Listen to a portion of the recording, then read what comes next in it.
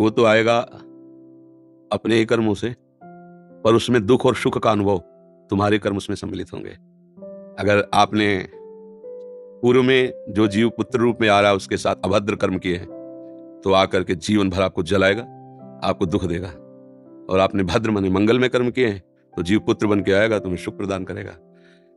अब यदि समय भजन कर लो भगवान का, तो तुम उसके भी भाग्य को बदल सकते हो और अपने भी भाग्य को बदल सकते हो। ये भजन ही एक ऐसा कर्म है जो सब सुधार देता है। मार्कंडेय ऋषि के पिता महाराज मृकंड ने देखा, बहुत ज्योतिषाचार्य थे, कि 5 वर्ष में मेरे पुत्र की आयु खत्म है, मर जाएगा।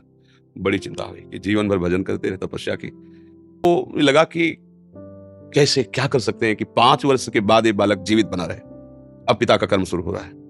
पूर्व संयोग इतने ही वर्ष का था, अब उनका नया कर्म काम कर रहा है। उन्होंने विचार किया, भगवान के भक्तों और संतों में विशेष सामर्थ्य है। यदि संतों को साष्टांग दंडवत करे और संतों का आशीर्वाद मिले, तो मैं इसे मृत्यु से भी बचा सकता हूं।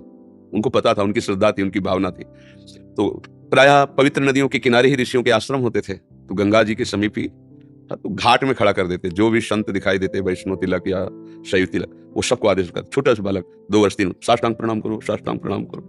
उनकी सेवा ये थी, प्रसाद पाओ और जाकर घाट में खड़े हो, जो भी संत दिखाई दे साष्टांग प्रणाम करो। एक दिन प्रच्छन्न वेश से गुप्त रूप से सनक सनंदन सनातन सनत कुमार भी, अब आपको क्या पता कौन महात्मा किस कोटि का किस वेश में तुम्हारे पास बैठा है, या तुम्हारे संग वार्तालाप कर रहा है, या तुम्हें कभी मिल सकता है, हमारी दृष्टि नहीं है ना। और वो दिव्य महापुरुष थे और वो देखा करते थे। जो साष्टांग प्रणाम किया तो चारों संत वेश में थे, उनका चिरंजीवी भाव, बस वो आ गए। महाराज मेरी दृष्टि अचूक है, आप सनक सनंदन सनातन सनत कुमार चारों ब्रह्म कुमार है ना, प्रच्छन्न वेश से आप घूम रहे हैं, ये तो अभागी है, 5 वर्ष में इसकी मृत्यु हो जाएगी। और आप कह रहे हैं चिरंजीवी भाव, तो आपके वचन मिथ्या या इसका भाग्य मिथ्या? इसी बात में बैठे थे कि कोई ना कोई महापुरुष जब फंसेगा तो ये भाग्य को मिटा सकता है। साधारण थोड़ी मिटा पाता है, महापुरुष ही मिटा पाता है, उसमें सामर्थ्य होती है। तो उनका ठीक है, चिरंजीवी तो रहेगा ही। तुम्हारी ज्योतिष से तुमको पता है किस मिनट में किस सेकंड में मृत्यु होगी। उस दिन प्रातः से लेकर के और मृत्यु समय तक भगवान शिव के मंदिर में शिव का आलिंगन करके इसे बैठा देना, बस फिर और हम देख लेंगे। ऐसा ही किया। चारों ब्रह्म कुमार दरवाजे पे खड़े हो गए। तो ऐसे पुरुषों के पास यमदूत नहीं आते, साक्षात धर्मराज आते हैं। धर्मराज ने देखा सनक सनंदन सनातन सनत कुमार, तो उनका इस जीव का समय हो रहा है, आप आदेश करें तो मैं इसे ले जाऊं। बोले मैंने तो चिरंजीवी भाव कहा है। बोले ब्रह्मा के आप पुत्र हैं, ब्रह्मा के द्वारा ही विधान किया जाता है। तो इतनी वार्ता हो रही थी कि भगवान शंकर प्रकट हो गए। उनका कि कुछ बदलना नहीं है, 5 वर्ष की आयु ना, हाँ 5 वर्ष मेरी आयु के 5 वर्ष। भगवान ब्रह्मा जी एक सुई लेकर के ऐसे कमल में छेदे थे, आका 1 वर्ष हो जाता है। वो क्रम जब समय का नहीं, जैसे उत्तरायण दक्षिणायन देवताओं के दिन रात।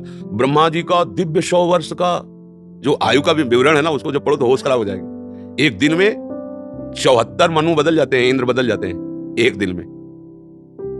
और भगवान का समय, वो जो ब्रह्मा जी का समय, निमेष, पलक झपकना, इतनी ब्रह्मा की पूरी आयु हो गई। 5 वर्ष उनके। आज तक मार्कंडेय जी जीवित है, उनको चिरंजीवी ऋषि कहा गया है मार्कंडेय जी का। अगर पिता भगवान का भजन करे तो अपने भाग्य और पुत्र के भी भाग्य को बदल कर जैसा चाहे वैसा कर सकता है। भावी मेट सके त्रिपुरारी। अगर भजन बल है तो फिर आनंद ही आनंद है, नहीं तो दोनों के कर्म संयोग से ही संयोग बनता है। तो तुम्हारे पुत्र रूप में आ रहा है। अभी हमारा आपका पूर्व जन्म का कोई संयोग, तो आपको देखते ही चिड़ पैदा हो जाएगी। आप ऐसे वचन बोलेंगे कि मेरा हृदय जलने लगे।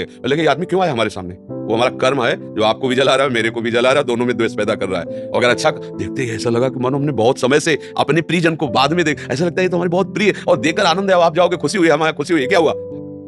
कर्म ही सबको दुख सुख देता है और कुछ नहीं।